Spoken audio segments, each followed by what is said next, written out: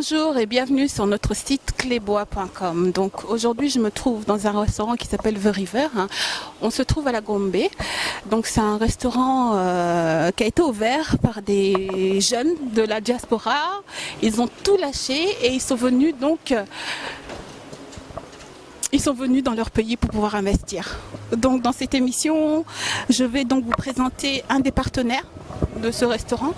Comme je vous ai dit, il a quitté donc les autres pays de la diaspora pour venir investir dans son pays et pour pouvoir permettre aux gens de consommer congolais.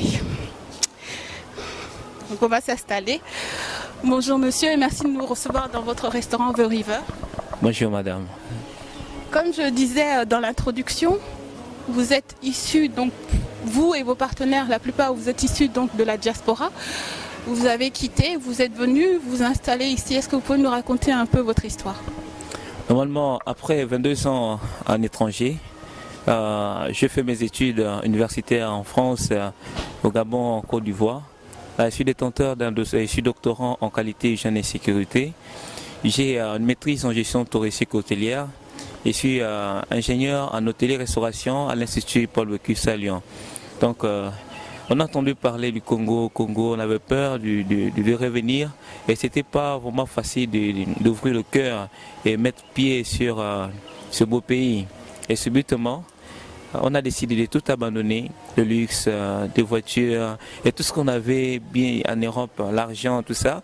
On est venu comme tout le monde, donc avec des livres, avec nos têtes, et nous avons créé la valeur ajoutée ici. Et l'argent que nous avons fait tout papier, au guichet unique, quand on a commencé, on a attendu 4 jours pour avoir tout papier et aujourd'hui, le business est lancé. Donc, pouvez-vous nous dire, parce qu'il y en a d'autres qui nous disent c'est impossible, ou c'est trop dur, ou on ne peut pas s'installer, on ne peut rien ouvrir. Qu'est-ce que vous pouvez dire par rapport à ça? Moi, je pense que c'est faux. Parce que déjà, l'opportunité d'ouvrir, de créer la société au guichet unique, là où vous avez tous les papiers, l'UNSS, l'ONEM, tout ce qui permet aux Congolais de travailler nationalement et être libres en étranger. Lorsque nous sommes arrivés, nous avons trouvé qu'il n'y avait que des Libanais, des Indiens, des expatriés qui sont vraiment ici bien installés. La manière dont ils font travailler nos compatriotes sans contrat, avec des salaires minables, des $100, le taxi là-dedans, il n'y a pas de repas, mais nous avons voulu que ça change.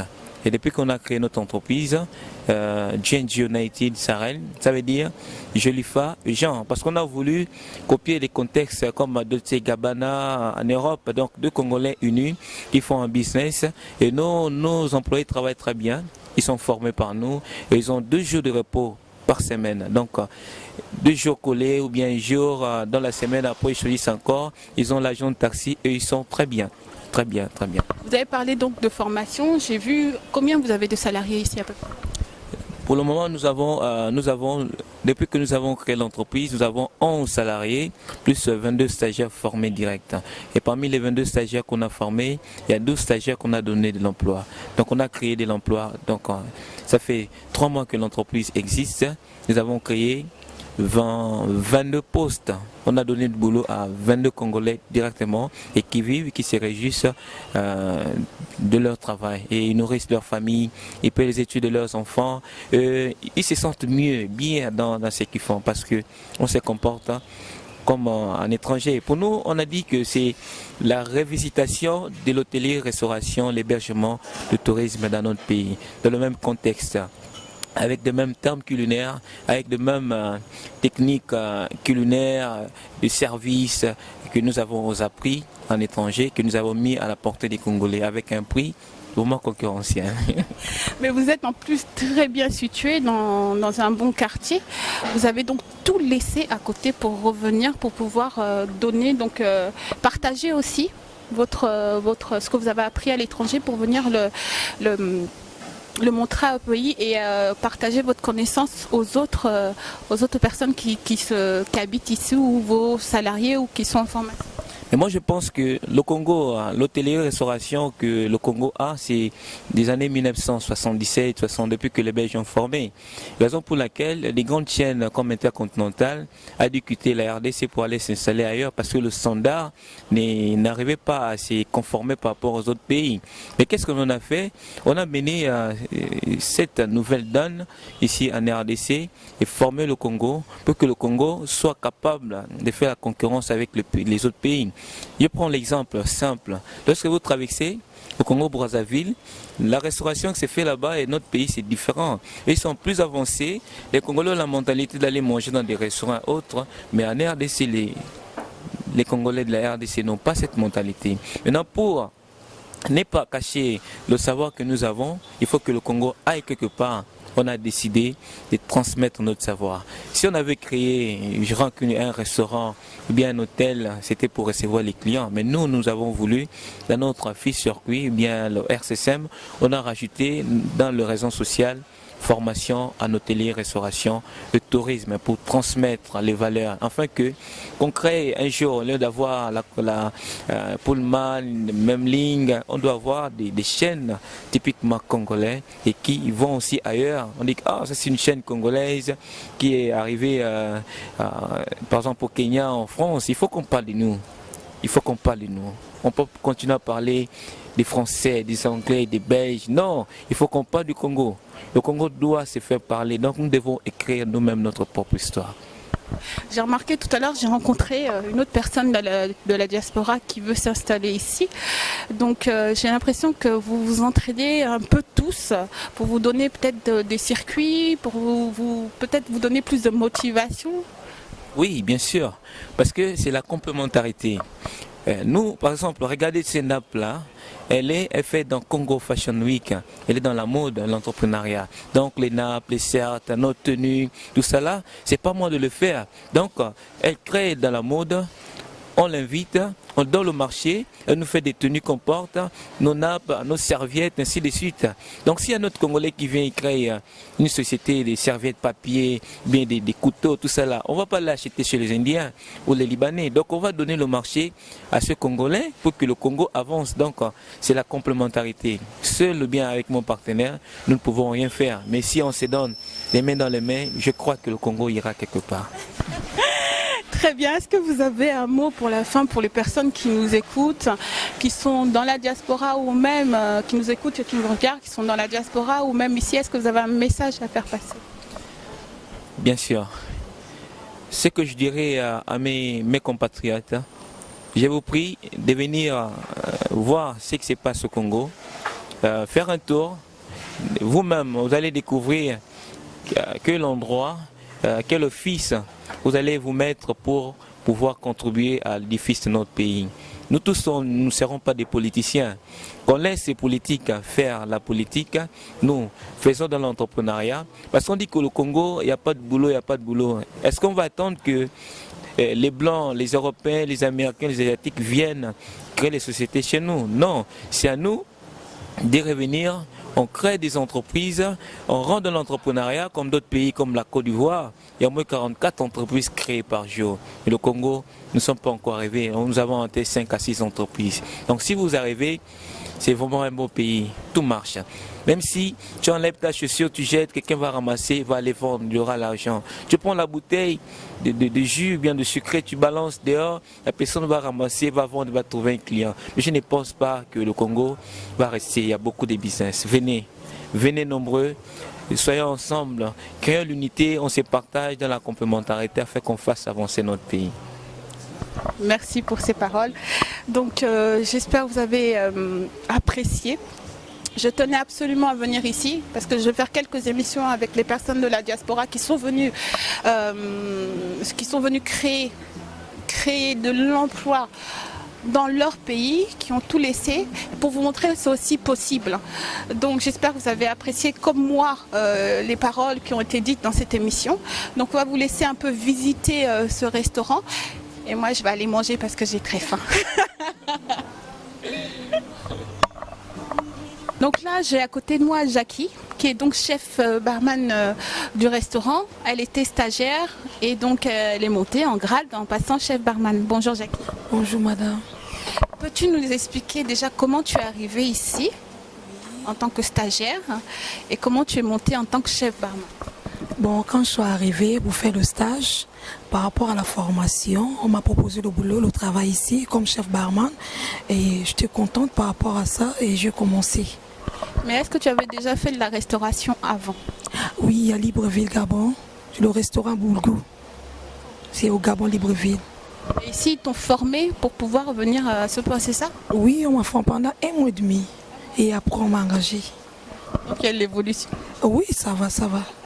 Et comment ça se passe le travail ici? Oh, ça se passe bien, mais il n'y a pas vraiment trop de boulot. Quand tu connais déjà quelque chose, tu peux tout faire et ça va.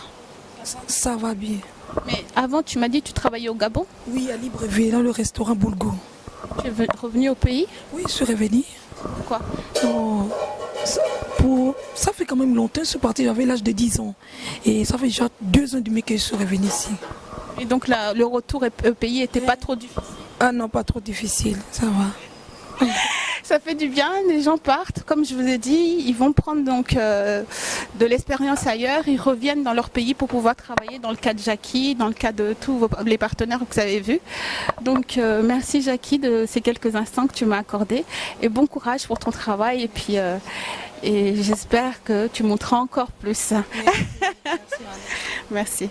Comme je vous ai dit comment elle fonctionne cette société, c'est vraiment dans l'apprentissage, dans le partage du savoir. Donc là, je suis dans la cuisine avec des apprentis et un cuisinier. Donc on a dit le mot d'ordre vraiment c'est l'apprentissage ici et le partage. Donc j'ai une apprentie de cuisine. Ici, c'est faire travailler les gens du pays, c'est-à-dire faire travailler les Congolais et pour qu'ils puissent avancer et puis donner du travail à nos frères. Donc bonjour. Bonjour madame. Vous êtes apprentie, ça fait combien de temps? Ça fait 3 mois que j'ai déjà commencé ici. Ça se passe bien? Ça se passe bien. La cuisine, c'est nouveau ou tu avais déjà travaillé avant? Non, c'est tout nouveau pour moi. C'est autre chose que ce que j'ai appris à la maison. Voilà, c'est ça la différence. Ici, c'est la gastronomie. J'apprends beaucoup plus pour l'aimer des étrangers par rapport à notre culture. Merci. Donc ici, on a un cuisinier donc made in RDC, c'est-à-dire ça vient de chez nous. Bonjour. Bonjour madame. On cuisinait depuis combien de temps? Moi, ça fait maintenant 5 ans que je suis cuisinier. Et ici? Ouais, ici, 5 ans que je cuisine ici. Un autre travail, est-ce que tu as appris ici une autre cuisine ou une autre façon de travailler? Oui, je l'ai acquis ici au Congo. Tout j'ai fait seulement ici. Ok. Donc voilà, cuisinier made in RDC, puis on va finir ici avec une autre apprentie qui va nous parler très brièvement de ce qu'elle vit elle au quotidien. Bonjour madame. Comment ça se passe ici en tant qu'apprenti? Ça se passe très bien. La cuisine, c'est nouveau ou avant tu étais déjà? Non, c'est nouveau. On t'a laissé la chance d'apprendre un métier, c'est ça? Oui, j'adore la cuisine. Merci.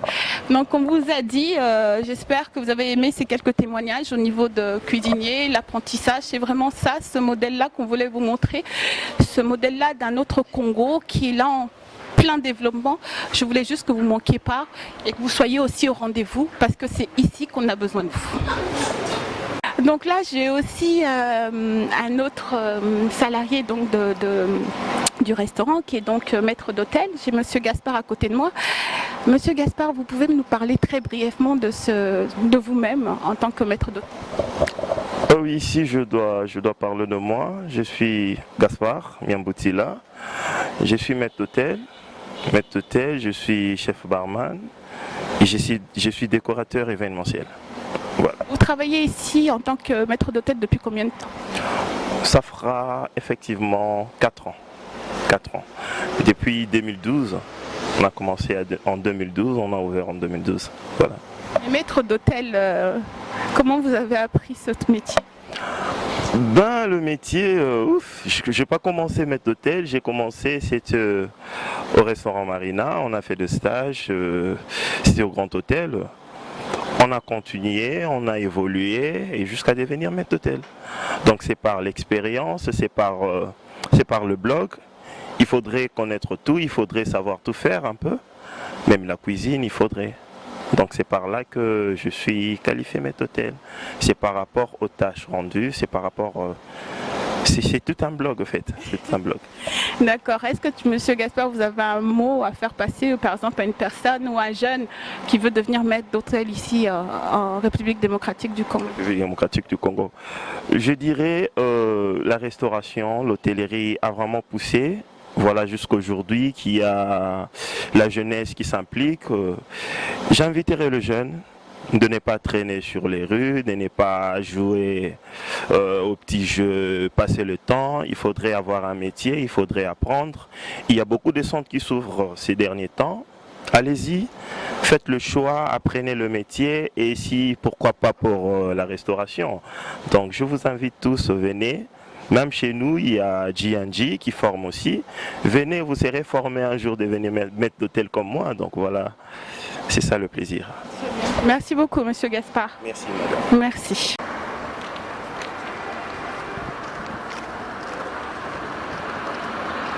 Donc nous allons finir l'émission en vous montrant ce qu'on a à l'extérieur du restaurant. C'est une roulette. Une roulette, c'est-à-dire qu'on peut prendre aussi un repas emporté. Voilà, il y a différents prix et vous verrez bien qu'il y a tout ce qu'il faut pour bien manger à un prix très honnête. Donc pourquoi une roulotte? Bon, lorsque nous sommes arrivés, on a trouvé à beaucoup des petits restaurants qu'on appelle typiquement Maléwa. Et les Congolais mangent, la nourriture n'est pas en température, elle est froide, les mamies sont exposées, tout ça. Et il y a la possibilité d'avoir l'intoxication alimentaire. Et les écoliers qui sont dans des différentes écoles, il n'y a pas de restaurants dans des écoles. Et nous, on a décidé de faire venir cette voiture pour pouvoir les offrir une restauration qui coûte très moins cher, très moins cher, et en même temps, et ça sort en température. Pour tous ceux qui sont pour les menus chauds, à plus de 63 degrés, 70 degrés, et des menus froids, la chaîne de froid à 0 à 6, 7 degrés. Donc on a voulu adapter à notre pays, malgré le soleil, une alimentation vraiment équilibrée et hygiénique, qui répond dans les normes, comme la démarche HACCP, hasard d'analyse, contrôle, critique, contrôle point. Donc nous tenons vraiment à diminuer le risque d'intoxication alimentaire dans notre pays. Mais malheureusement, nous avons que ça pour commencer. C'est déjà très bien. Donc cette roulotte, nous on se trouve où ici à peu près? Nous sommes à la commune de La Gombe. On est au cœur du centre-ville. Donc là, il se trouve nos ministères, des grandes écoles, des ambassades, des grandes entreprises. Et là où il y a plus des étrangers, des hommes qui ont beaucoup d'argent qui sont logés. Il n'y a pas assez des Congolais ici, que des entreprises, des ambassades. Et net à côté de l'Institut français et en face des collèges belges. Très bien, merci. Donc on termine là cette émission. J'espère que, comme je vous ai dit, vous avez apprécié. On vous a montré le restaurant à l'intérieur, on vous l'a montré donc de l'extérieur, la roulotte qui se déplace un peu partout.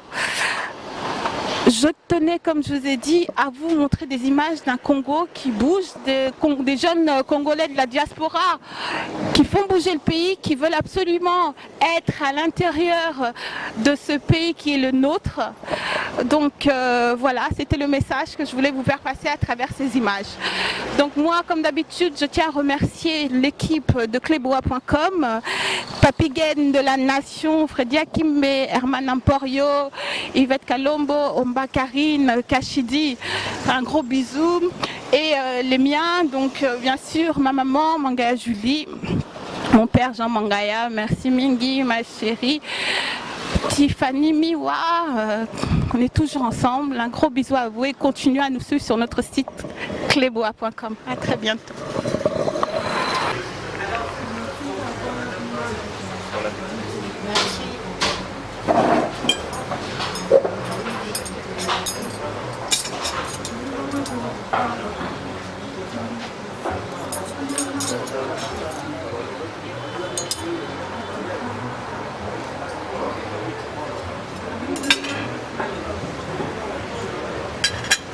Très juste.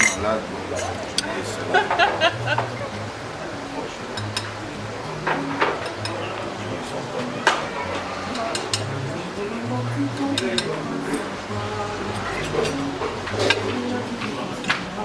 appétit. Merci. Le plat arrive sans réchauffer.